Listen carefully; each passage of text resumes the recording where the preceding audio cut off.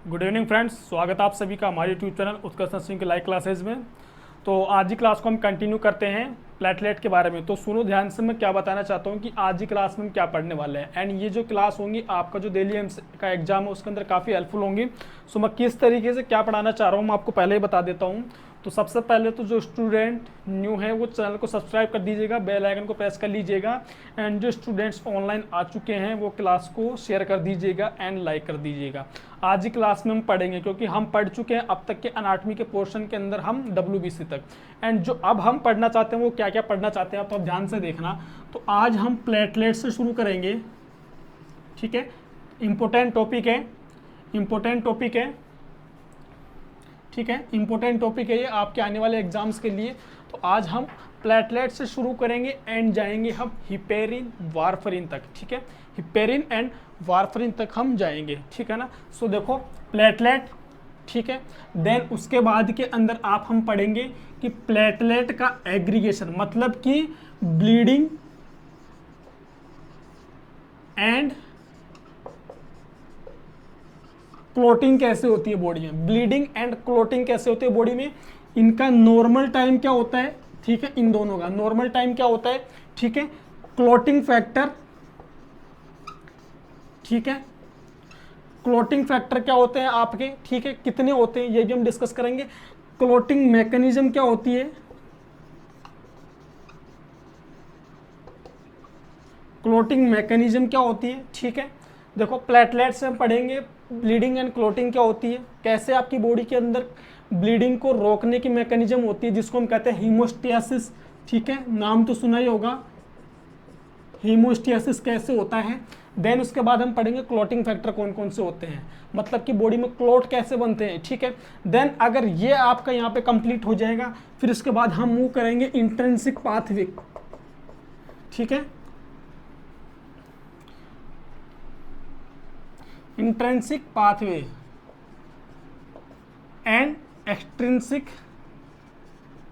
Pathway, मतलब कि clotting mechanism दो तरीके से होती है, इंट्रिंसिक पाथवे के अंदर, एक्सट्रिंसिक पाथवे के अंदर कैसे आपकी बॉडी से क्लोट फॉर्मेशन होता है, ये सब हम डिस्कस करेंगे। एंड ये सारा सब कुछ डिस्कस करने के बाद हम आएंगे अपने ड्रग्स पे, ठीक है। ड्रग्स पे, तो ड्रग्स कौन कौन सी डेली एम्स में एग्जाम में क्वेश्चन आता है ड्रग्स के रिगार्डिंग। तो देखो ड्रग्स के अंदर हम पढ़ने वाले हैं हिपेरिन आता है एग्जाम के अंदर, वारफरिन, हिपेरिन के अंदर आपको पता होता है PTINR क्या होता है, APTT क्या होता है, INR क्या होता है, ठीक है ना।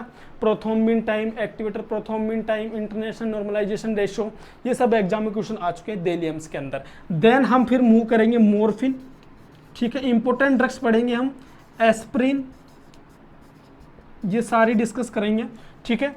डिजॉक्सिन, डिजॉक्सिन, ठीक है। लिथियम, ये सारी चीज़ हम डिस्कस करेंगे। एक बार फिर से बोल देता हूँ, जो स्टूडेंट अभी अभी आए हैं, आज हम डिस्कस करेंगे प्लेटलेट के बारे में। प्लेटलेट थोड़ा फास्टली बताऊंगा मैं, ठीक है ना। प्लेटलेट का ओरिजिन कैसे होता है, कैसे हमारी बॉडी के अंदर हीमोस्टेसिस की प्रोसेस कंप्लीट होती है, ठीक है। कैसे प्लेटलेट आके वहाँ पे स्टिक, मतलब कि वहाँ पे प्लग फॉर्मेशन करती है। देन कैसे बॉडी के अंदर क्लोट बनता है, क्लोटिंग मैकेनिज्म क्या होती है, इंट्रिंसिक पाथवे क्या होता है, एक्सट्रिंसिक पाथवे क्या होता है। फिर वहाँ पे आपकी जो एस्प्रिन होती है वो कैसे एक्ट करती है, यहाँ पे मॉर्फिन, ठीक है। मॉर्फिन की जो मैकेनिज्म होती है, मॉर्फिन जो ड्रग से क्वेश्चन आता है। देन आपका हिपेरिन, वारफरिन क्या होता है, ये सब हम डिस्कस करने वाले हैं। एंड ये सब जो ड्रग्स आपकी, तो ये सब क्लासेस हम डिस्कस करेंगे, जितना जल्दी हो सकता है इनको कंप्लीट करेंगे, फिर हम नेक्स्ट मूव करेंगे। सो जो स्टूडेंट है क्लास को प्लीज़ कंप्लीट देखिएगा, अदरवाइज समझ में नहीं आएगा, फिर आप कहोगे कि सर समझ में नहीं है। बीच में स्किप मत करना, फर्स्ट से देखना एंड इसकी जो नेक्स्ट वीडियोस देखना, आप सभी लोग अच्छे से समझ आएगा। एंड आई एम श्योर जो आपका यहाँ पे अगर एग्जाम में क्वेश्चन आता है यहाँ से तो गलत नहीं होगा, ठीक है। शुरू करें तो आज ही क्लास को जल्दी से शुरू करते हैं। तो क्लास को लाइक एंड शेयर कर दिया करो, आपको बोलना पड़ता है यार, क्लास को लाइक एंड शेयर कर दिया करो, क्योंकि आपसे पैसा नहीं मांग रहे हैं, ओनली एक छोटा सा लाइक मांग रहे हैं। एंड क्लास को शेयर कर दिया करो, ठीक है। किसी से कोई पेमेंट नहीं ले रहे हैं, सब कुछ फ्री है। तो शुरू करते हैं प्लेटलेट के बारे में, ध्यान से सुनिएगा सभी। प्लेटलेट, ठीक है, छोटे छोटे की पॉइंट से कहते हैं। Platelet is also known as, ध्यान से सुनते जाना, थ्रोम्बोसाइट। प्लेटलेट का दूसरा नाम होता है थ्रोम्बोसाइट, ठीक है, प्लेटलेट का दूसरा नाम होता है थ्रोम्बोसाइट। एंड जो प्लेटलेट्स का जो साइज होता है, प्लेटलेट का जो साइज होता है स्पेरिकल एंड रोड शेप की, ये आपकी प्लेटलेट की शेप होती है, नॉट साइज, सॉरी शेप की बात कर रहा हूँ, ठीक है। एंड जो प्लेटलेट होती है आपकी स्मॉल होती है, नॉन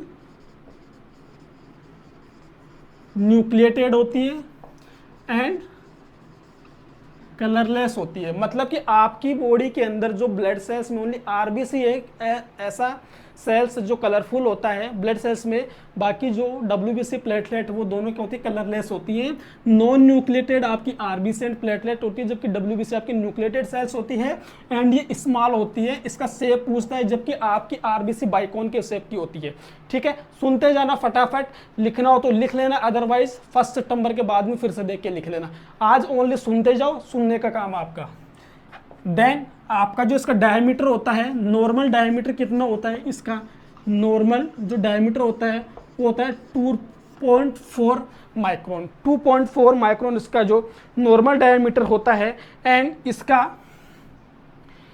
ये जो आरबीसी जो प्लेटलेट्स होती है, ठीक है, इसका जो डायमीटर होता है। एंड इसका जो नॉर्मल काउंट कितना होता है, एग्जाम में क्वेश्चन बनता है यहाँ से, नॉर्मल जो काउंट होता है इसका 1.5 लाख टू 4.5 या कुछ बुक्स में 4 लाख भी देख के रखा हुआ है पर क्यूबिक mm, ठीक है। वैल्यू ध्यान रखना, इसका जो नॉर्मल काउंट कितना होता है, नॉर्मल काउंट कितना होता है 1.5 लाख से 4 लाख इसका नॉर्मल काउंट होता है। अगर एग्जामिनर आपसे क्वेश्चन पूछ ले कि थ्रोम्बोसाइटोपेनिया डिक्रीज प्लेटलेट काउंट कब बोलेंगे, when less than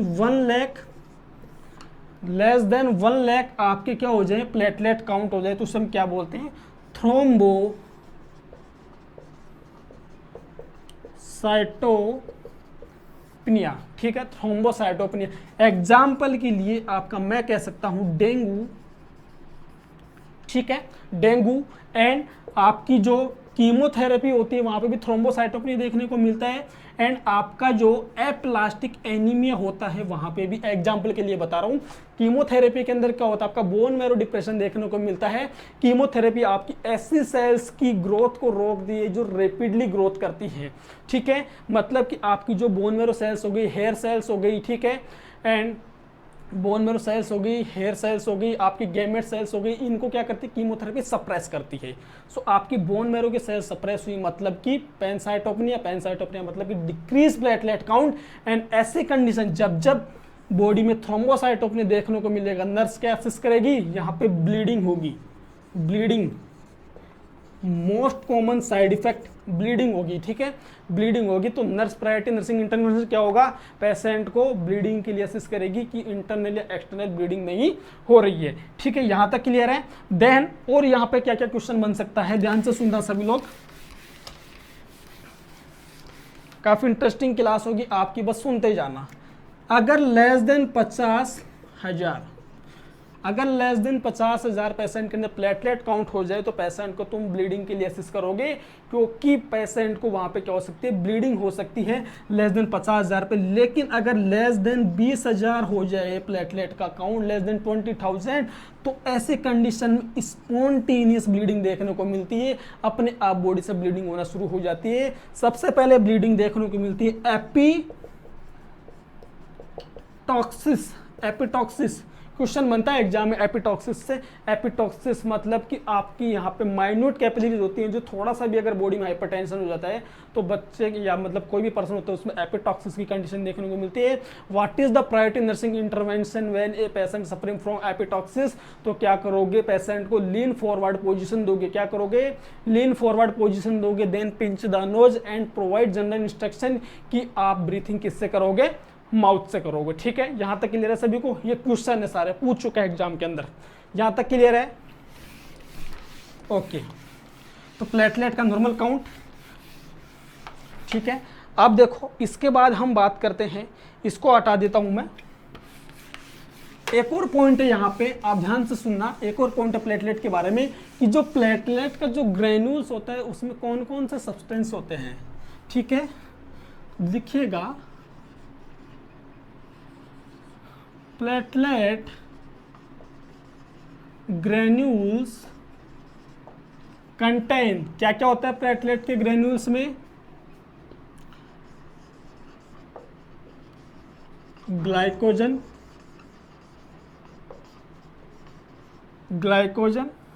collagen fibre, serotonin, histamine. ध्यान से सुनना, ग्लाइकोजन क्या करेगा? प्रोवाइड न्यूट्रिशन प्रोवाइड करवाएगा।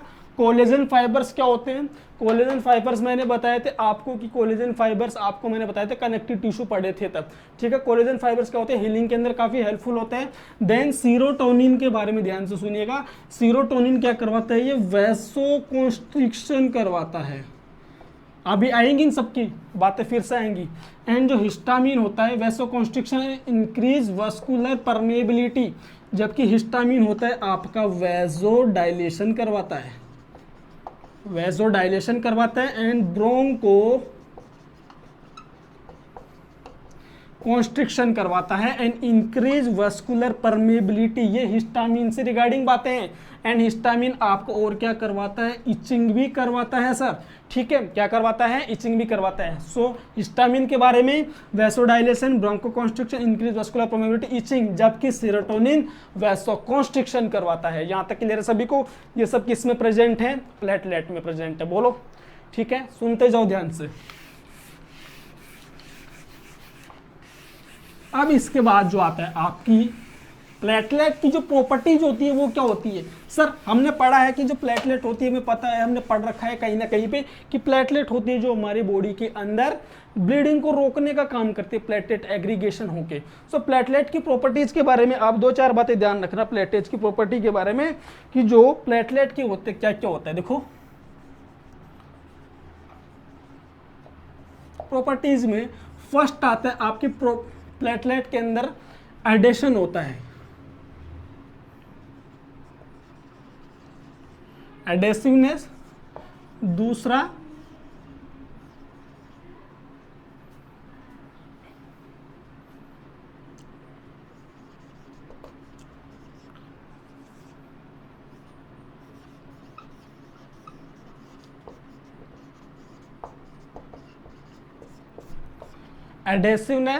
एडेसिवनेस, aggregation, and third is agglutination.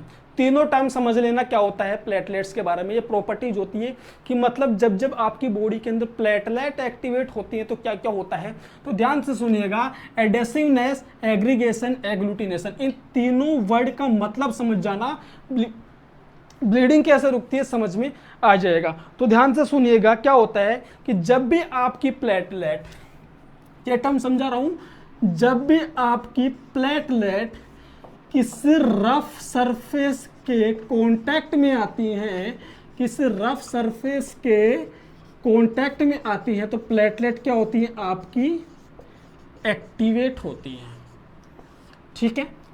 जब भी आपकी बॉडी के अंदर जो ब्लड वेसल्स में, सबसे पहले ध्यान सुनो, प्लेट मतलब कि आपका ब्लड होता है, अगर आपकी ब्लड वेसल्स के अंदर होता है तो उसका नेचर होता है फ्लूडिटी का। एंड अगर ये ब्लड वेसल से बाहर आ जाता है तो कैसा हो जाता है? जेली लाइक सब्सटेंस बन जाता है, जेली लाइक सब्सटेंस बन जाता है। ये बात ध्यान रखना, काम आएगी। जब भी आपके प्लेटलेट किसी रफ सरफेस के कांटेक्ट में आती हैं तो आपकी प्लेटलेट एक्टिवेट हो जाती हैं एंड एक दूसरे से उस सरफेस पे चिपकना स्टार्ट हो जाती हैं, जिसको हम कहते हैं स्टिक, जिसकी वजह से वो चिपकना स्टार्ट हो जाती है एक दूसरे के। इसी को हम कहते हैं क्या? एडेसिवनेस। अब ऐसे कौन कौन से फैक्टर होते हैं जो एडेसिवनेस के लिए रेस्पॉन्सिबल होते हैं?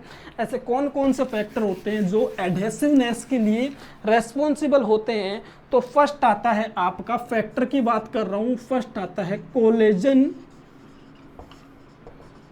फाइबर, ठीक है, प्रेजेंट था।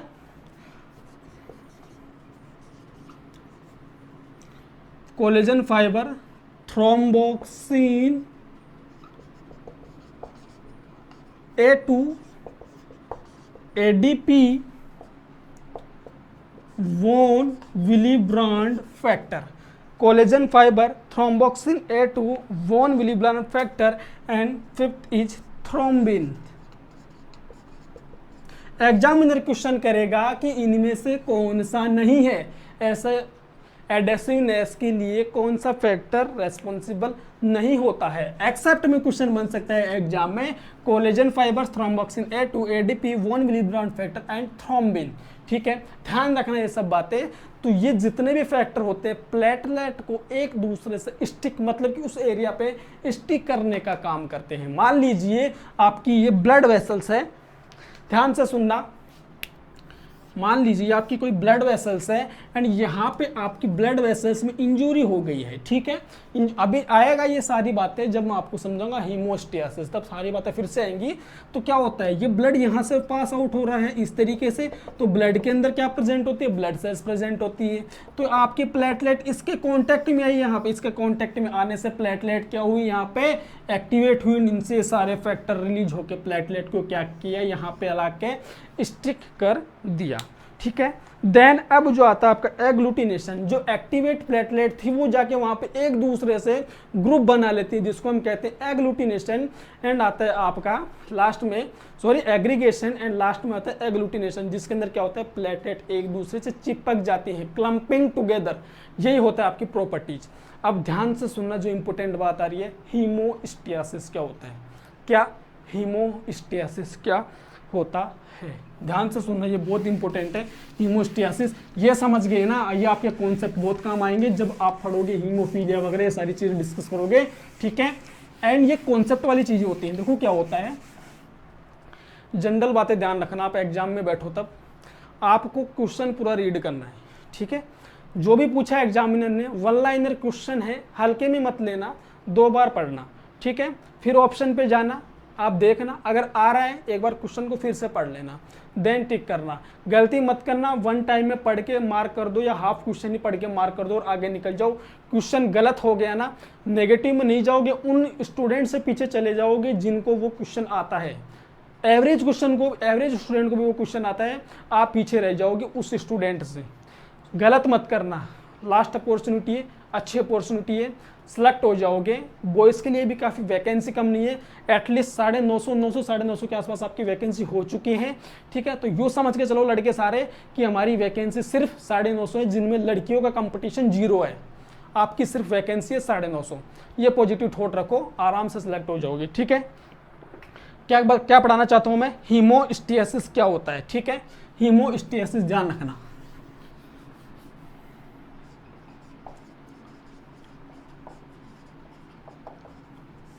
हीमोस्टेसिस, अब देखो स्टेसिस मतलब, स्टेसिस वर्ड का मतलब क्या होता है ये समझते हो आप। स्टेसिस मतलब क्या होता है, रुक जाना। रुक जाना किसका, हीम मतलब ब्लड का।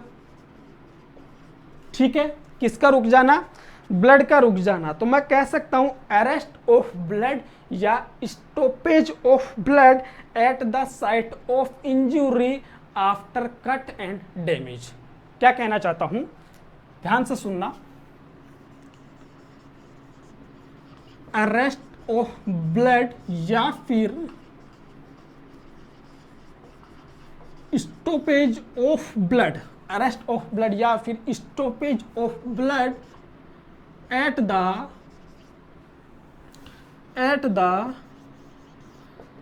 Site of injury after cut and damage. मान लीजिए, ध्यान से सुनना, मान लीजिए कोई ब्लड वेसल्स है, यहाँ पे कट लग गया आपके या फिर बॉडी पे कट लग गया, यहाँ से पहले तो ब्लीडिंग आ रही थी लेकिन अब ये ब्लीडिंग स्टॉप हो चुकी है, इसी को हम क्या कहते हैं, हीमोस्टेसिस कहते हैं। ये हीमोस्टेसिस 3 प्रिंसिपल पे वर्क करता है। हीमोस्टेसिस 3 प्रिंसिपल पे वर्क करता है। कौन कौन सा होता है, vasoconstriction, platelet plug formation and clot formation. 3 चीजें ध्यान रखना, वैसोकॉन्स्ट्रिक्शन, प्लेटलेट का प्लग फॉर्मेशन होना एंड क्लॉट फॉर्मेशन होना। ये तीनों क्या करते हैं, आपकी बॉडी के अंदर ब्लीडिंग को रोक देते हैं। ठीक है, प्लीज क्लास को लाइक एंड शेयर कीजिएगा, काफी इंपोर्टेंट क्लास है। फिर से समझा देता हूं, इस क्लास को लेने का मेरा मोटिव एक ही है, वरना इतना लेंथी टॉपिक नहीं लेता मैं। एक ही टारगेट है, हिपेरिन को समझाना, वारफरिन को समझाना, एस्प्रिन को समझाना। ये समझ लोगे 3 ड्रग्स सही हो जाएंगी आपकी एग्जाम में। क्वेश्चन गलत नहीं होगा, चाहे से कहीं से भी निकल के आ जाए, वहां से 1% भी क्वेश्चन गलत नहीं होगा, ये मेरा वादा है। तो बस क्लास को फर्स्ट से लेकर लास्ट तक जरूर देखिएगा। वीडियो अच्छी लगे तो लाइक जरूर कर दीजिएगा, ठीक है। आपका लाइक मतलब कि एक टीचर्स के लिए उसकी एनर्जी प्रोडक्शन होता है, एंड आपका लाइक ही हमारे लिए बेटर होगा। देन अब हम देखते हैं, तो हम क्या बोल रहे थे, हम कह रहे थे कि जो हीमोस्टेसिस होता है वो 3 प्रिंसिपल पे काम करता है। फर्स्ट आता है वैसोकॉन्स्ट्रिक्शन, ध्यान से सुनते जाना,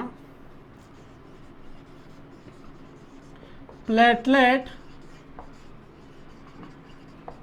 plug formation, and then third is, जो भी लास्ट में बातें बताई थी वो सारे फिर से रिपीट हो जाएंगी, ठीक है। सो किसी को डाउट हो तो रखना मत, अभी फिर से क्लियर हो जाएंगी।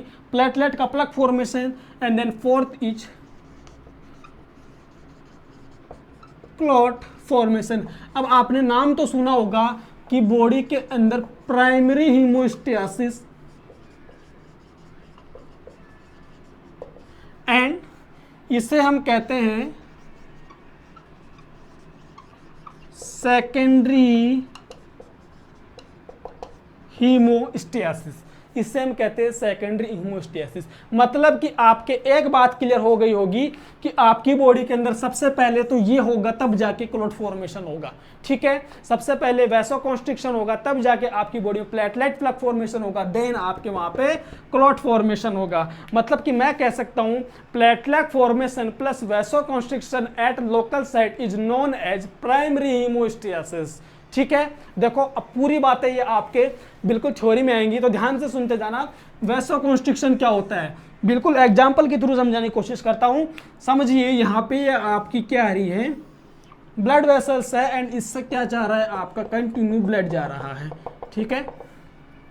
यहाँ पे आपके क्या हो गया था, डैमेज हो गई थी, तो ये क्या हुई, ये जो ब्लड वेसल्स थी ये पहले डायलेट थी, तो अब ये कॉन्स्ट्रिक्ट हो गई। मान लीजिए ये पहले इतना था, अब ये होल इतना रह गया है, वैसोकॉन्स्ट्रिक्शन, तुरंत वैसोकॉन्स्ट्रिक्शन। एंड हमें पता है ये चीज़ क्या हुई थी, डैमेज हुई थी। तो हमने पढ़ा था जब जब कोई चीज़ डैमेज होती है और आपकी प्लेटलेट उसके कांटेक्ट में आती हैं, तो आपके वहाँ पे प्लेटलेट प्लग फॉर्मेशन होता है। जस्ट अभी ऊपर पढ़ा था, तो प्लेटलेट प्लग फॉर्मेशन मतलब कि एडेसिवनेस, प्लेटलेट एक दूसरे से आके चिपकेंगी। वॉन विलिब्रांड फैक्टर के बारे में बात सुन लीजिए मेरे से, 2-3 क्वेश्चन बनता है कि वॉन विलिब्रांड फैक्टर कहाँ से सिंथेसाइज होता है।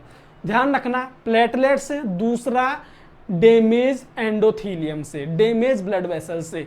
ये 2 जगह से आपका वॉन विलिब्रांड फैक्टर रिलीज होता है। ये एक हाई मोलिकुलर ग्लाइकोप्रोटीन होता है। लिखते जाना साइड के अंदर, यहाँ पे लिखते जाना वॉन विलिब्रांड फैक्टर, क्या पता क्वेश्चन टकरा जाए आपसे। वॉन विलिब्रांड फैक्टर ये एक हाई मोलिकुलर ग्लाइकोप्रोटीन होता है, ठीक है। ये एक हाई मोलिकुलर ग्लाइकोप्रोटीन होता है, synthesise from platelet and damage blood vessels, या फिर लिखा आ सकता है एंडोथीलियम, ठीक है। 2 question right. Third question is, ये कैरियर प्रोटीन का जैसे एक्ट करता है, किसके लिए, क्लॉटिंग फैक्टर 8 के लिए। कैरियर प्रोटीन जैसे वर्क करता है किसके लिए, क्लॉटिंग फैक्टर 8 के लिए। मतलब कि आपके हीमोफीलिया के अंदर वॉन विलिब्रांड भी अफेक्ट होता है। ध्यान रखना, हीमोफीलिया मतलब decrease clotting factor 8, and von Willebrand factor किसको कैरी करता है, क्लॉटिंग फैक्टर 8 को कैरी करता है। एंड वॉन विलिब्रांड फैक्टर और क्या करता है, ये आपके एडेसिवनेस का भी फंक्शन है। तो क्या कराता है ये, एडेसिवनेस। ये इसके बारे में क्वेश्चन है वॉन विलिब्रांड फैक्टर से, इसके बाहर कोई क्वेश्चन नहीं जाएगा, ठीक है। क्लियर यहां तक सभी को। क्लास लंबी हो सकती है आज की, सो सभी लोग ये रहना, जाना मत। काफ़ी अच्छी क्लास लग रही है मुझे, तो आपको भी लगेगी क्योंकि इतना अच्छा टॉपिक है। तो हम कहाँ थे, प्लेटलेट प्लग फॉर्मेशन, ठीक है, प्लेटलेट प्लग फॉर्मेशन। तो यहाँ तक समझ आ गया, प्लेटलेट प्लग फॉर्मेशन मतलब वही ऊपर वाली बात सारी, वहाँ पे प्लेटलेट आके एडेसिवनेस, एडेसिवनेस, एग्रीगेशन एंड एग्लूटिनेशन। देन इसके बाद क्या होता है आपका, आता है क्लॉट फॉर्मेशन। क्लॉट फॉर्मेशन की पूरी मैकेनिज्म समझा दूंगा, अभी के लिए इतना समझ लीजिए कि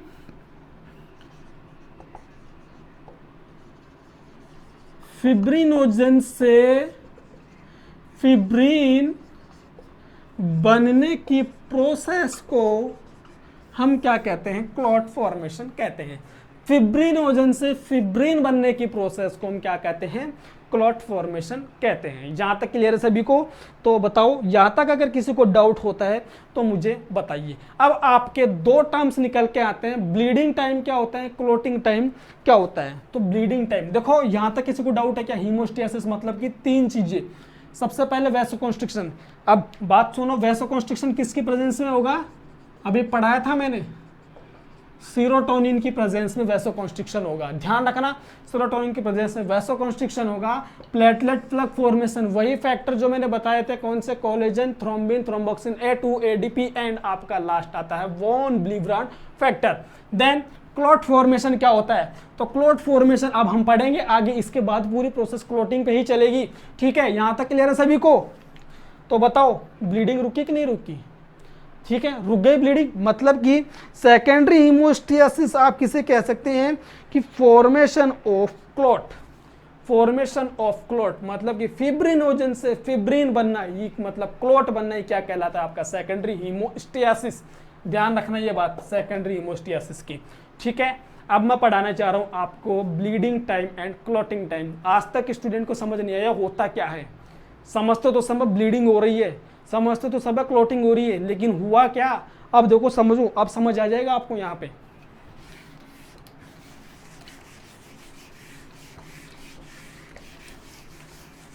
अगर क्लास अच्छी लग रही है तो लाइक शेयर जरूर कर दीजिएगा, ठीक है। एंड इसी तरह देखो, टाइम कम रह गया, वरना मैं इतने अच्छे तरीके से, क्योंकि देखो टाइपिंग के लिए सेटअप चाहिए पूरा, ठीक है ना, उसमें टाइम लगता है, ठीक है ना, और अभी सारी फैकल्टी बिजी है, और लेकिन फिर भी हम हमारी तरफ से जितना हो सकेगा आपको बेटर कंटेंट देंगे। एंड एग्जाम में आपको यहाँ से हम श्योर क्वेश्चन मिलेंगे, ठीक है, मिलेंगे, और आ गया तो गलत नहीं होगा, ये मेरी गारंटी है। तो देखो मैं क्या कह रहा था, ब्लीडिंग टाइम क्या होता है ये समझा रहा हूँ ना, ध्यान से सुनना।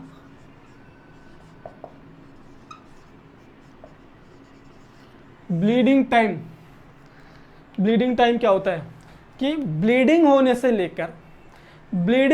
लेकर एंड उसका प्लेटलेट प्लग फॉर्मेशन, ब्लीडिंग होने से लेकर एंड जो रुकने तक का जो टाइम होता है उससे हम क्या कहते हैं, ब्लीडिंग टाइम। मतलब सुनना धीरे से, onset of bleeding and the primary hemostasis, मतलब कि ब्लीडिंग होने से लेके प्राइमरी हीमोस्टेसिस तक का जो टाइम है ब्लीडिंग कहलाता है। प्राइमरी हीमोस्टेसिस मतलब वैसोकॉन्स्ट्रिक्शन, प्लग फॉर्मेशन। तो क्या हुआ, ब्लीडिंग रुक गई, तो क्या हुआ, ब्लीडिंग होने से लेकर, ठीक है, प्राइमरी हीमोस्टेसिस तक का जो टाइम होता है उसे हम क्या कहते हैं, ब्लीडिंग टाइम कहते हैं। The time between onset of bleeding and the primary hemostasis, लिख लीजिएगा, the time between onset of bleeding and primary hemostasis, ठीक है, समझ आ गई होगी, ये तो सिंपल सी बात है यार, ठीक है। ब्लीडिंग हुई और उसको रुक गई, किसकी वजह से, ये जो एक बात और ध्यान रखना, जो प्राइमरी हीमोस्टेसिस हुआ है ये एक टेम्पररी प्लग फॉर्मेशन होता है।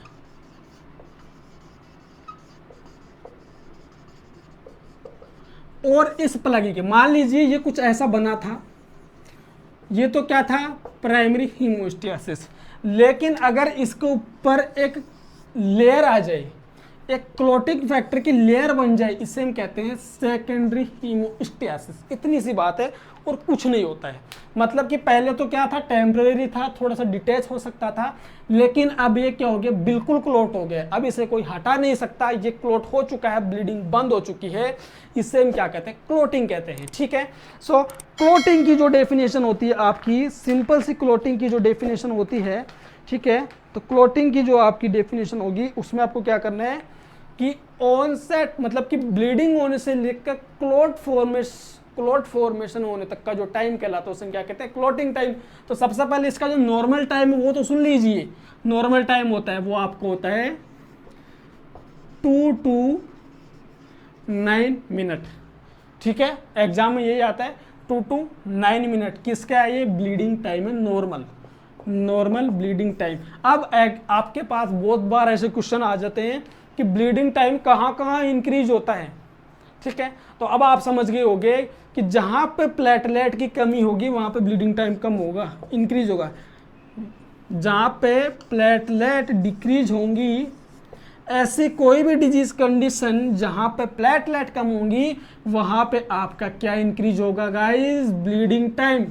ठीक है, एंड ऐसी कोई भी कंडीशन जहां पे क्लोटिंग फैक्टर डिक्रीज होंगे वहां पे क्या इंक्रीज होगा, क्लोटिंग टाइम। एग्जाम्पल के लिए हीमोफीलिया, एग्जाम्पल के लिए यहां पे थ्रोम्बोसाइटोपेनिया, डेंगू। ठीक है, क्लियर। आइए चलते हैं किस पे, क्लोटिंग टाइम पे। आ गया समझ में ब्लीडिंग टाइम क्या होता है, नॉर्मल क्या होता है।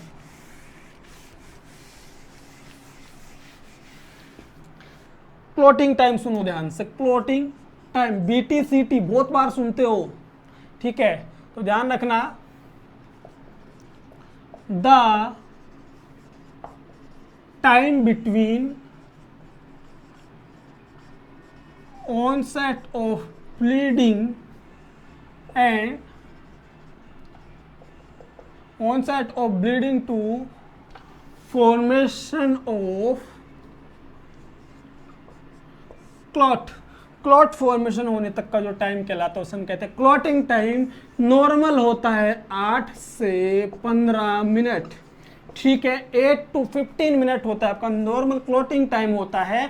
ध्यान रखना कहाँ का इंक्रीज होगा, जहाँ पे डिक्रीज क्लॉटिंग फैक्टर वहाँ पे आपका क्लॉटिंग टाइम इंक्रीज होगा। ठीक है, एग्जाम्पल के लिए हीमोफीलिया। ठीक है, कल एक गर्ल्स ने क्वेश्चन डाला था ग्रुप पे, गर्ल्स ग्रुप पे कि सर हीमोफीलिया में क्लॉटिंग टाइम क्यों इंक्रीज होता है, ब्लीडिंग क्यों नहीं होता है। माय डियर, ब्लीडिंग अफेक्ट नहीं है, प्लेटलेट वही है, ओनली क्लॉटिंग फैक्टर अफेक्ट हुई है। सिंपल सी बात है यार, क्लॉटिंग टाइम क्यों इंक्रीज होगा, कॉन्सेप्ट लगाओ, कॉमन सेंस लगाओ थोड़ा सा। ठीक है, यहां तक क्लियर है ना। चलो अब हम किस पे आएंगे, हम आएंगे अब क्लॉटिंग फैक्टर पे। ठीक है, आ चुका है आपको क्लॉटिंग कैसे होती है। ठीक है, ठीक है, नाउ हम मूव ऑन। देखो अब आपकी बॉडी में दो तरीके की सब्सटेंस होती है, ध्यान से सुनना क्या समझाना चाहता हूं, थोड़ा सा सिंपल सी बात है।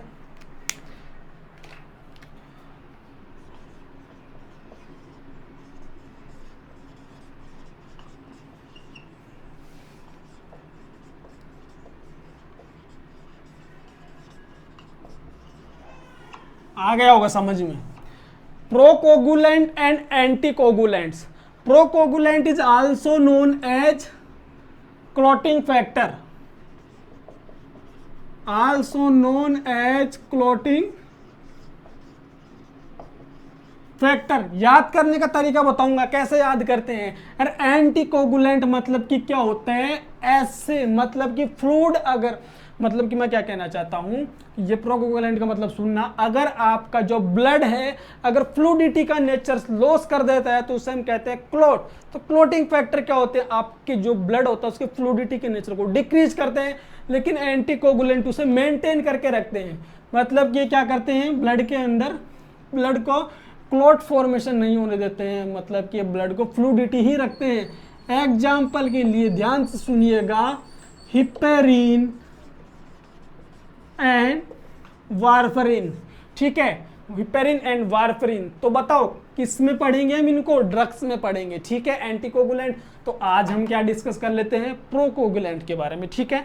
आगे देखो हम कहाँ पे? कोगुलेंट के बारे में। जिसने स्टार्टिंग से क्लास ली होगी बिल्कुल समझ आएगा क्लॉटिंग फैक्टर से कैसे एंटीकोगुलेंट फैक्टर वर्क करेंगे वहां पे।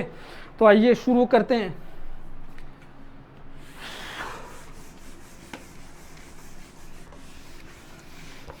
ध्यान से सुनते जाना सभी।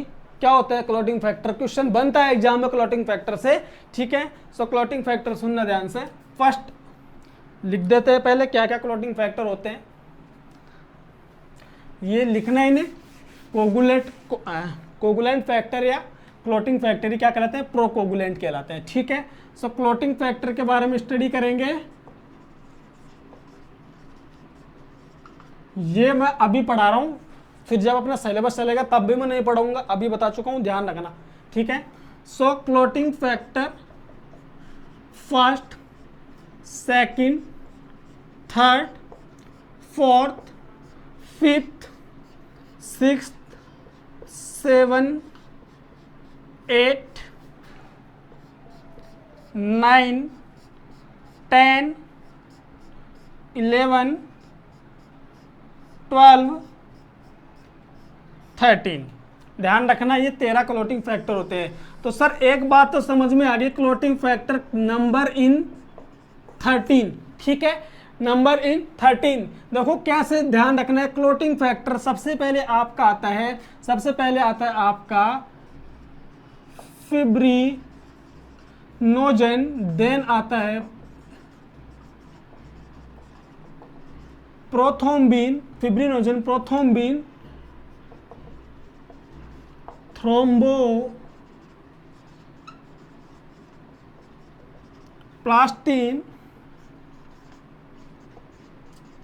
4 पे कैल्शियम। देखो इसको ऐसे भी लिखना आप, ठीक है, क्योंकि सम टाइम स्टूडेंट कंफ्यूज रहते हैं रोमन लैंग्वेज में।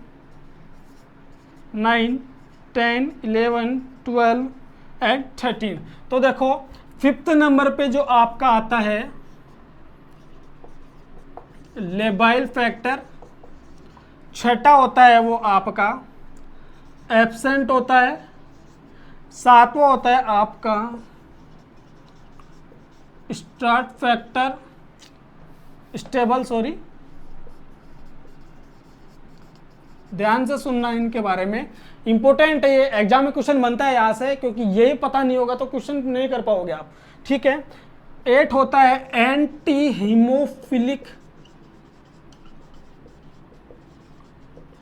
एंटी हीमोफिलिक फैक्टर, ठीक है। 9वां होता है क्रिसमस फैक्टर, क्रिसमस फैक्टर। 10वां होता है Stuart Prower factor,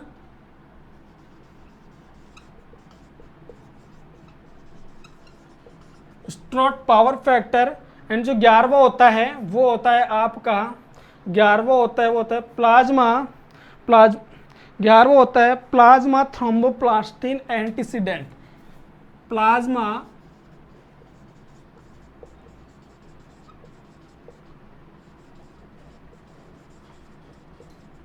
thromboplastin antecedent, ठीक है। 12वां यहाँ पे लिख रहा हूँ मैं, ठीक है, क्वेश्चन नंबर 12वां यहाँ पे लिख रहा हूँ, ठीक है। तो जो 12वां है आपका हेगमान फैक्टर, या फिर इसे ग्लास फैक्टर भी कहते हैं, ध्यान से सुनना, ग्लास फैक्टर, ग्लास फैक्टर कौन सा? 11वां। एंड जो 13 नंबर का है उसे हम कहते हैं फिब्रिन स्टेबलाइजिंग फैक्टर, ठीक है, फिब्रिन स्टेबलाइजिंग फैक्टर, ठीक है। गाइस ध्यान से सुनना, फैक्टर के बारे में स्क्रीनशॉट ले लो या फिर याद कर लो, कैसे भी आप पे डिपेंड करता है, ठीक है, आप पे डिपेंड करता है आप कैसे याद रखते हैं। तो देखो याद करने का तरीका मैं भी बताता हूँ आपको, जस्ट वेट, थोड़ा सा इंक डाल लेते हैं। तो आपको क्या करना है, सबसे पहला आता है आपका फिब्रिनोजन, सबसे पहला आता है आपका फिब्रिनोजन, फिर आता है आपका prothrombin, thromboplastin, calcium factor, labile factor and छठा एब्सेंट होता है stable factor, anti haemophilic factor, ठीक है। एंड 9 पे आता है क्रिस्मस फैक्टर, 10 पे आता है स्टार्ट पावर फैक्टर, 11 पे आता है प्लाज्मा थ्रोम्बोप्लास्टिन एंटीसीडेंट, 12 पे आता है आपका हेगमान फैक्टर, एंड देन 13 पे आता है फिब्रिन स्टेबलाइजिंग फैक्टर, ठीक है। फिब्रिन स्टेबलाइजिंग फैक्टर, यहां तक क्लियर है सभी को? तो देखो कैसे याद रखना है, जहां पे ट्रिक लगती है वहां पे काम करती है। बहुत से स्टूडेंट ने ट्रिक बना रखी है इन सब चीजों की। तो देखो एफ से याद रखना फर्स्ट, ठीक है, एफ से याद रखना फर्स्ट, ठीक है। पी को छोड़ो अभी, टी से याद रखना थर्ड, ठीक है। सी से याद रखना 4, ठीक है। एल से याद रखना लाइब्रेरी कब ओपन होती है, लाइब्रेरी एट 5 o'clock। एब्सेंट, छठा एब्सेंट है तो क्या याद रखोगे, 7 से, स्टेबल से याद रखना 7। एंटी हिमोफिलिक मतलब एंटी को क्या बोल सकते हो, आज से एंटी को बोलोगे 8, ठीक है, ये वाला एंटी को 8 याद रखना। क्रिसमस फैक्टर, इसको एंटी हिमोफिलिक फैक्टर बीबी कहते हैं, ठीक है। स्टार्ट पावर फैक्टर, पावर 10 का दम, ठीक है। पावर का मतलब कि दम की बात हो रही है यहाँ पे, पावर बॉडी में एनर्जी, मतलब कि 10 नंबर पे कितने, 10 पे, और 10 का दम मतलब कि स्टार्ट पावर फैक्टर, काफी पावर है ना। प्लाज्मिनोजन एंटीसीडेंट, एंटी मतलब कि 11, ठीक है। हेगमान फैक्टर, अब ये तो बाकी याद रख ही लोगे यार, fibrin, first fibrinogen and last fibrin, पहला और लास्ट तो याद रह जाएगा, जहां पे याद रहे वहां पे रखना, बाकी आपकी है वो कैसे याद रख सकते हो, एक बार लिख लेना, लिख के 10 बार लिखना, ठीक है, जाके याद हो जाएंगे। ओके, तो ये हो गए। अब हम जाएंगे इन्हीं के बेसिस पे क्लोटिंग मैकेनिज्म क्या होती है, ये समझ लेना, बहुत इंपॉर्टेंट है। स्टूडेंट को ये समझ नहीं आता है क्लोटिंग मैकेनिज्म होती क्या, कैसे इंट्रिंसिक पाथवे पे क्लोट बनता है, कैसे एक्सट्रिंसिक पाथवे पे क्लोट फॉर्मेशन होता है, ठीक है। तो ध्यान से सुनना सभी, कैसे क्लोट फॉर्मेशन होता है। देखो एक चीज अपने से छूटा है यहाँ पे कि जो प्लेटलेट का फॉर्मेशन कैसे होता है, जस्ट ओनली 5 मिनट पूरा समझा देता हूँ कैसे फॉर्मेशन होता है, ठीक है। ये आप लिख लेना, पूरा समझा दूंगा मैं, क्योंकि हम पहले पढ़ चुके हैं। ओनली 5 मिनट में इन लोगों का 2 मिनट्स लूंगा, ठीक है ना, एंड समझ आएगा, क्योंकि वहां से क्वेश्चन बनता है। समझाना तो मुझे स्टार्टिंग में चाहिए था, माइंड से स्लिप हो गया था, कोई बात नहीं, हम अब समझ लेते हैं। लेक्चर सेम चल रहा है अपना, ध्यान से सुनना, ठीक है। फटाफट बोलता हूँ क्या होता है। बोन मैरो का नाम सुना है, ठीक है। बोन मैरो में क्या होती है आपके, सर स्टेम सेल्स होती हैं। स्टेम सेल्स का नाम कौन सा होता है सर, प्लूरीपोटेंट स्टेम सेल्स होता है, प्लूरीपोटेंट स्टेम सेल्स, ध्यान रखना। देन स्टेम सेल्स के अंदर जो आपकी एक सेल्स का फॉर्मेशन, उसे हम क्या कहते हैं, कमिटेड स्टेम सेल्स कहते हैं। कमिटेड स्टेम सेल्स आपकी 3 टाइप की आपकी सेल्स का फॉर्मेशन करती हैं। कौन कौन सी, megakaryocyte, myeloid cells, erythroid cells and lymphoid cells. Myeloid cells, erythroid cells and lymphoid cells. Myeloid cell से आपके जो फॉर्मेशन होता है, माइलोइड को छोड़ो, पहले इससे ध्यान रखो, आपके क्या बनते हैं, lymphoblast, lymphocyte, T lymphocyte, B lymphocyte. Erythrocyte से क्या बनता है, हीमोग्लोबिन। एंड माइलोइड सेल पे आ जाओ अब, माइलोइड सेल से आपकी 5 कॉलोनी फॉर्मिंग यूनिट का फॉर्मेशन होता है। Colony forming unit GM, colony forming unit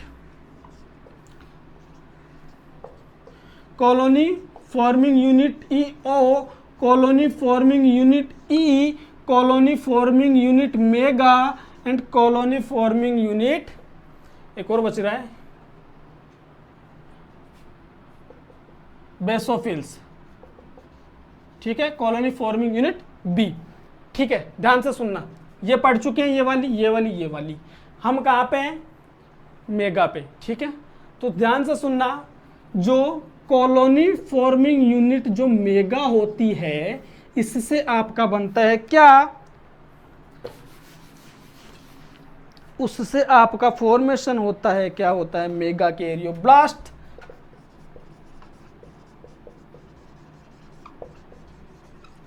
ठीक है, मेगा कैरियोब्लास्ट से क्या बनता है आपका mega karyocyte, and mega karyocyte से क्या बनते हैं आपके प्लेटलेट। थोड़ा सा अजीब सा नाम है मेगा कैरियोसाइट। एग्जामिनर क्वेश्चन करेगा प्रीकर्सर ऑफ प्लेटलेट, इसलिए समझाया मैंने, प्रीकर्सर ऑफ प्लेटलेट क्या है मेगा कैरियोसाइट से तो आपकी प्लेटलेट बनी है। मेरा क्वेश्चन आपसे प्रीकर्सर ऑफ आरबीसी क्या होता है, कमेंट में आंसर कर दो फटाफट। प्रीकर्सर ऑफ आरबीसी क्या होता है, ठीक है। हटाओ, आओ चलते हैं क्लोटिंग मैकेनिज्म पे।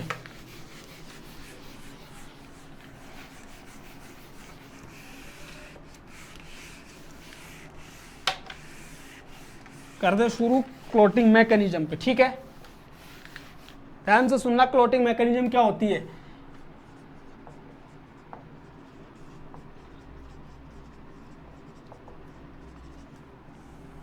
क्लोटिंग मैकेनिज्म, ध्यान से सुनना क्लोटिंग मैकेनिज्म। सो ब्लड का क्लोट कैसे होता है उस पर हम चलते हैं। हीमोस्टेसिस का ही थर्ड आपका प्रिंसिपल आता है क्लोट फॉर्मेशन। तो क्लोट फॉर्मेशन कैसे होता है कि एक्टिवेशन ऑफ प्रोथ्रोम्बिन एक्टिवेटरी आपका क्या कहलाता है, क्लोट कहलाता है, मतलब कि क्लोट फॉर्मेशन करवाता है वो। सो आपका एक्टिवेशन ऑफ, ध्यान से सुनना कैसे समझा दूंगा अभी मैं, पूरी बात समझ में आ जाएगी। एक्टिवेशन ऑफ, ये क्या ट्विस्ट है, एक्टिवेशन ऑफ प्रोथ्रोम्बिन एक्टिवेटर। इस मैकेनिज्म में आपको क्या एक्टिवेट करना है, प्रोथ्रोम्बिन एक्टिवेटर। लिख सकता हूं मैं प्रोथ्रोम्बिन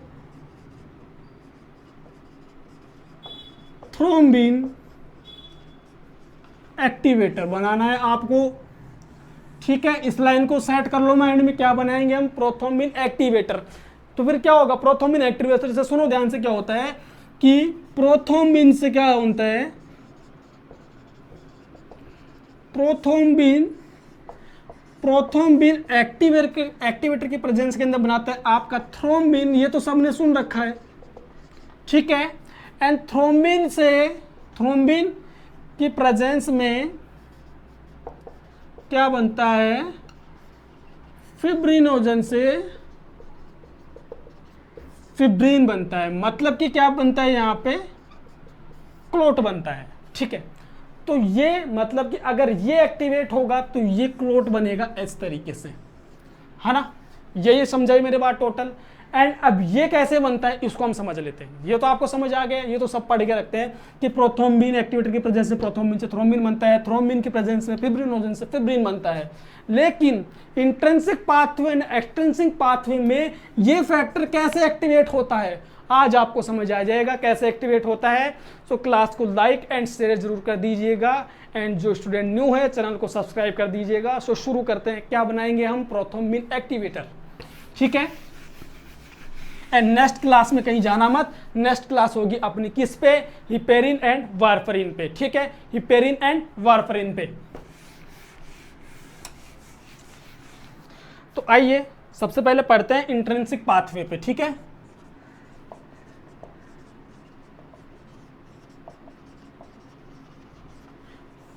कहीं नहीं मिलेगा गाइज, जिस तरीके से पढ़ा रहा हूं ना, किसी भी यूट्यूब चैनल को खोल के देख लेना, या तो आपको क्लासेस मिलेंगी पेड कोर्स में, ठीक है, ये क्लासेस मिलती है पेड कोर्स में, या फिर आपको कोई नहीं देगा। जो क्रैश कोर्स चल रहे हैं उनमें क्रैश ही है और कुछ नहीं है, वो सिर्फ क्रैश हैं और कुछ नहीं, उनमें समझाया नहीं जाता है। आपके माइंड में डाउट रह गया तो रह गया, क्लियर नहीं होगा वो उस वहाँ पे, ठीक है। यहाँ पे हर एक डाउट सोल्व करके चलेंगे, काम पढ़ लेंगे लेकिन पढ़ेंगे पूरा अच्छे से, ठीक है। तो देखते हैं इंट्रिंसिक पाथवे, मतलब कि आपके कहीं ना कहीं बॉडी की बात चलेगी यहाँ पे, ठीक है। बॉडी की बात चल रही है, बॉडी के इनसाइड, ठीक है ना, बॉडी के इनसाइड, मतलब कि बॉडी के इनसाइड की यहाँ पे बात करेंगे हम, ठीक है गाइस, इंट्रिंसिक पाथवे के अंदर। तो ध्यान से सुनना, बॉडी के इनसाइड मतलब कि क्या, ब्लड वेसल्स बॉडी के अंदर वाली। तो क्या हुआ, मान लीजिए वह जब आपकी ब्लड वेसल्स की बात करते हैं, ध्यान से सुनना, ब्लड वेसल्स, यहां से भी क्वेश्चन आता है, ब्लड वेसल्स की कितनी layer, 3 layer, tunica intima, tunica adventitia, sorry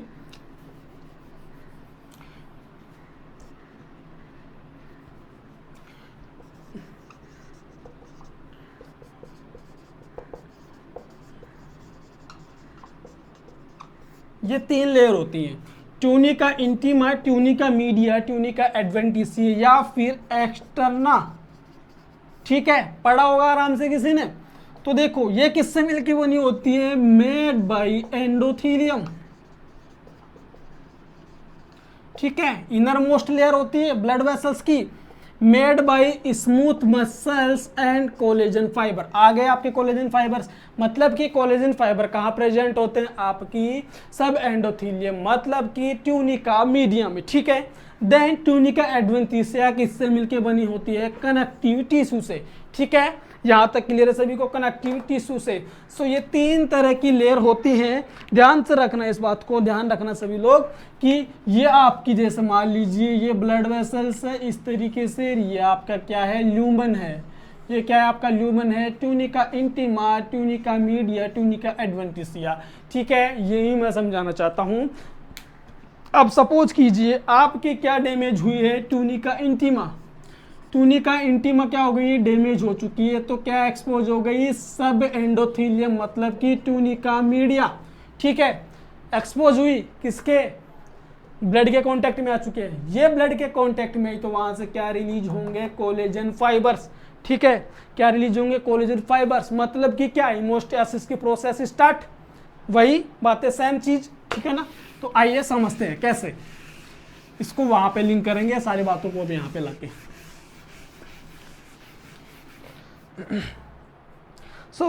देखो क्या होता है, when endothelium damage collagen fiber are expose, जब आपकी एंडोथीलियम डैमेज होगी तो आपके वहां पे कोलेजन फाइबर एक्सपोज होंगे। ठीक है, कोलेजन फाइबर एक्सपोज होंगे तो वहां से क्या होता है, एक प्रोटीन रिलीज होती है, उसका नाम होता है high molecular weight, high molecular kininogen protein, HMWK, high molecular weight kininogen protein. So यहां से एक रिलीज HMWK प्रोटीन, नाम आता है एग्जाम में कि कौन से प्रोटीन रिलीज होती है, ध्यान से लिख लेना, हाई मोलिकुलर वेट काइनोजन। काइनोजन है KINOGEN, काइनोजन प्रोटीन, यहां से क्या होगी, रिलीज होगी। ठीक है, लिख लिया ये सब चीजें आपने। देन जब ये काइनोजन प्रोटीन रिलीज होती है तो ये क्या करती है, जाके फैक्टर नंबर 12 को एक्टिवेट करती है, एक्टिवेट फैक्टर नंबर 12, कौन सा वाला, ऐसा दिखता है। ठीक है, क्या किया, HMWK ने किसको एक्टिवेट किया, फैक्टर नंबर 12 को एक्टिवेट किया। एंड एक और होती है जिसे हम कहते हैं कैरिन, ये प्रोटीन, ये दोनों किसको एक्टिवेट करती है, फैक्टर नंबर 12 को। ध्यान से सुनना क्या कहना चाहता हूं, ये आपका फैक्टर नंबर 12 था जो क्या है, इनएक्टिव है। ठीक है, इसको किसने एक्टिवेट किया, HMK या HMWK एंड कैरिन प्रोटीन ने इसको एक्टिवेट कर किस में कन्वर्ट कर दिया, फैक्टर नंबर 12 को एक्टिवेट कर दिया।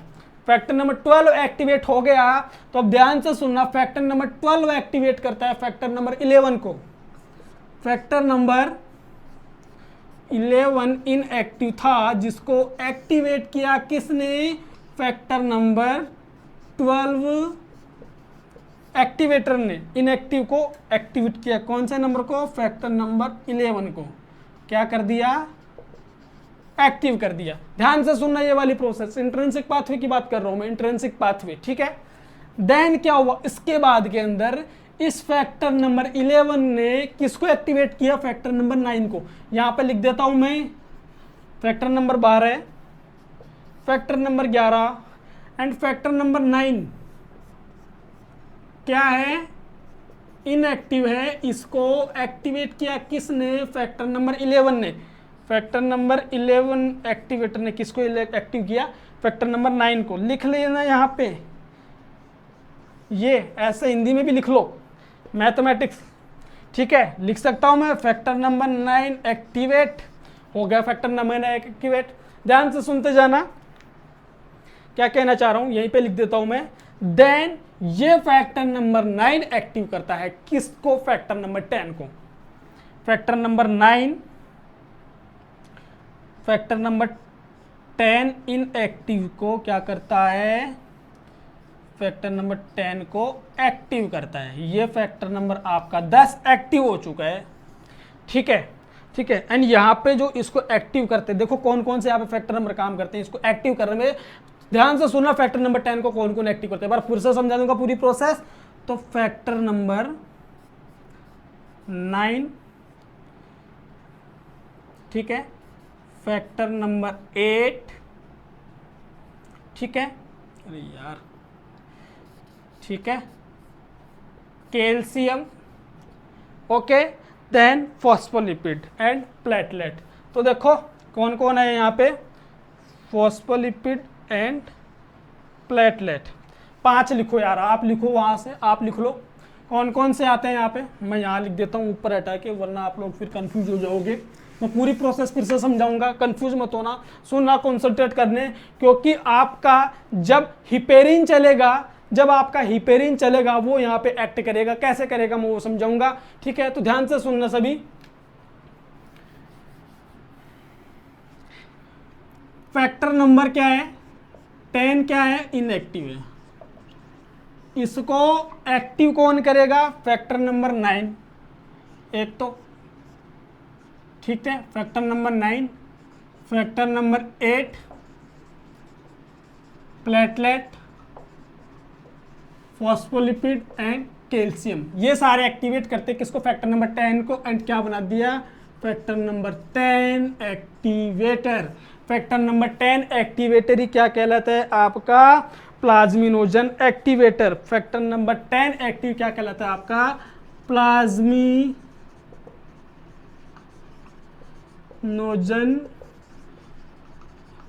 Activator complex.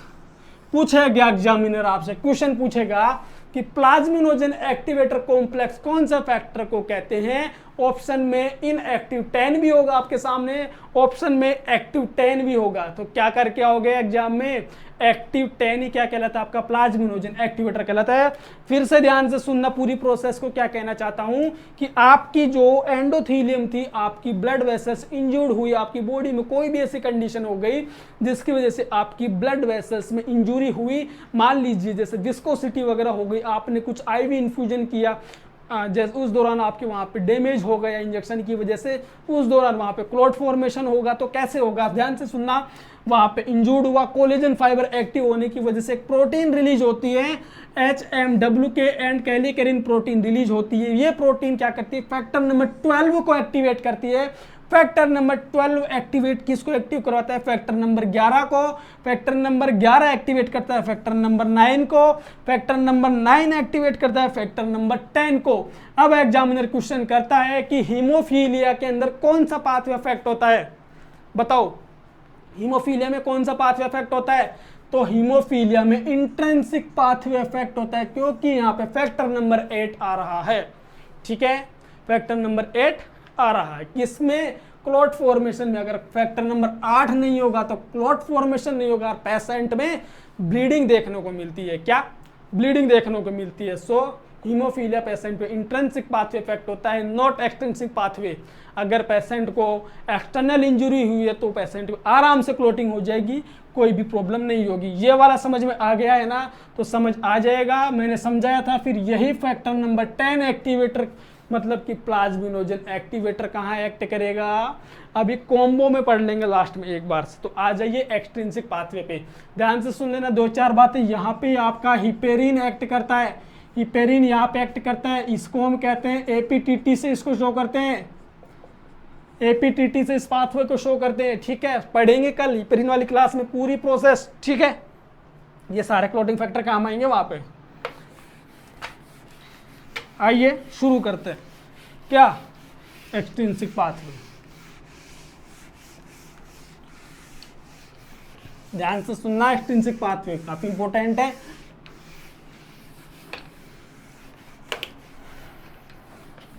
हाँ, तो एक्सट्रिंसिक पाथवे के अंदर आपको सिंपल सी बात ध्यान रखनी है कि यहाँ पे क्या होता है कि जो आपका फैक्टर नंबर 7 लिख लेते हैं हम।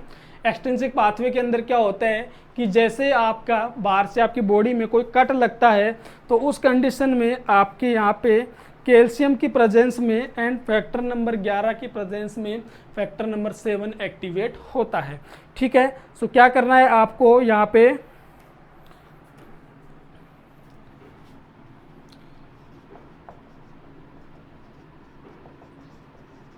एक्सट्रिंसिक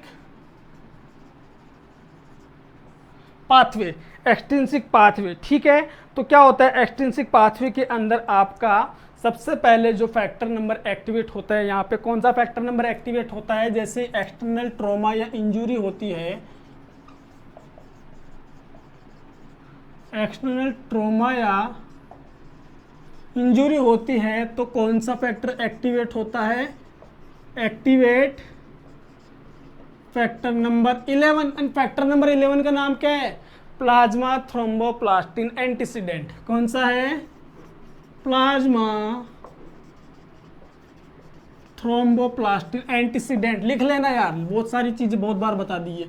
ठीक है, ये फैक्टर नंबर 11 क्या करता है, फैक्टर नंबर 7 इनको इनएक्टिव से क्या करता है, फैक्टर नंबर 7 को एक्टिव करता है। कौन कौन करता है, एक तो 11 एक्टिवेटर प्लस कैल्शियम।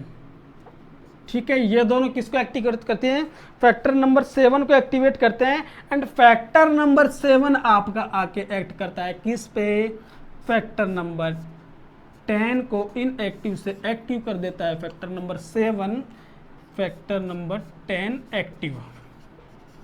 एंड यही क्या है आपका पीए कॉम्प्लेक्स। ठीक है, plasminogen activator complex, factor number 10। तो बताओ दोनों पाथवे में कौन एक्टिव हुआ, फैक्टर नंबर 10 एक्टिव हुआ। तो बताइए यहाँ पे कहीं फैक्टर नंबर 8 दिख रहा है क्या आपको, 7 है, 11 है, 10 है, 8 नहीं है। तो हीमोफीलिया पेशेंट में अफेक्ट होगा क्या, बिल्कुल नहीं अफेक्ट होगा। ठीक है, यहाँ तक क्लियर है एक्सट्रिंसिक पाथवे। अब दोनों का कॉम्बिनेशन पढ़ते हैं, दोनों में क्या आ गया, कॉमन फैक्टर नंबर 10 एक्टिव आ गया। एंड फैक्टर नंबर 10 एक्टिव आ गया तो यहाँ पे आके क्या होगा गाइस, यहाँ पे पेशेंट में क्लॉट देखने को मिलेगा। आइए, प्रोथ्रोम्बिन एक्टिवेटर। ठीक है, या फिर मैं कह सकता हूं फैक्टर नंबर 10 एक्टिवेटर। ठीक है, दोनों पाथवे का कॉमन था। ठीक है, पीए कॉम्प्लेक्स भी लिख सकता हूं क्या, ठीक है, यहां तक क्लियर। तो आइए, वही कहानी जो स्टार्टिंग में बोली थी, प्रोथ्रोम्बिन से क्या बना देगा एक्टिवेटर, थ्रोम्बिन। ठीक है, एंड थ्रोम्बिन किससे, फिब्रिनोजन से क्या बना देगा आपका, फिब्रिन। ठीक है, फिब्रिन। तो बताओ क्लॉट फॉर्मेशन हुआ कि नहीं हुआ। अब एग्जाम में क्वेश्चन बनता है कि क्लॉट बनने की प्रोसेस किस पे डिपेंड करती है, राइट आंसर करना थ्रोम्बिन पे। थ्रोम्बिन नहीं होगा तो क्या बनेगा, फिब्रिन बनेगा क्या। तो आपका जो हिपेरिन होता है किसको स्टॉप करता है, factor number anti thrombin third. किसको एक्टिवेट करता है, फैक्टर नंबर इसको एक्टिवेट करता है एंटी थ्रोम्बिन थर्ड, मतलब कि इसके अगेंस्ट काम करने वाला फैक्टर एक्टिव करता है। तो ये नहीं बनेगा तो क्लॉट बनेगा क्या, नहीं बनेगा। हिपेरिन किसको एक्टिवेट करता है, anti thrombin third. Clotting factor पढ़ा है फिब्रिनोजन, प्रोथ्रोम्बिन, थ्रोम्बोप्लास्टिन का ही नाम है थ्रोम्बिन। ठीक है, सो यहाँ तक क्लियर है सभी को। सो गाइस, अब हम डिस्कस करेंगे अपनी नेक्स्ट क्लास के अंदर किसके बारे के अंदर, एंटीकोगुलेंट के बारे में, जिसमें आपका हिपेरिन एंड वारफरिन यहाँ से जो क्वेश्चन बनेंगे। तो मतलब अब आपकी नेक्स्ट क्लास किस पे होगी, ड्रग्स पे, फार्माकोलॉजी वाली ड्रग्स पे, इंपॉर्टेंट ड्रग्स, सारी ड्रग्स पढ़ा दूंगा एंड जिस माइंड में सेट हो जाएंगी, याद हो जाएंगी, ये मेरी गारंटी है। सो आज के लिए इतना ही। वीडियो अच्छे लगे तो लाइक शेयर एंड कमेंट जरूर कर देना। ठीक है, सो बाकी हम नेक्स्ट क्लास में देखते हैं। सो गाइज आज के लिए इतना ही। Thank you so much.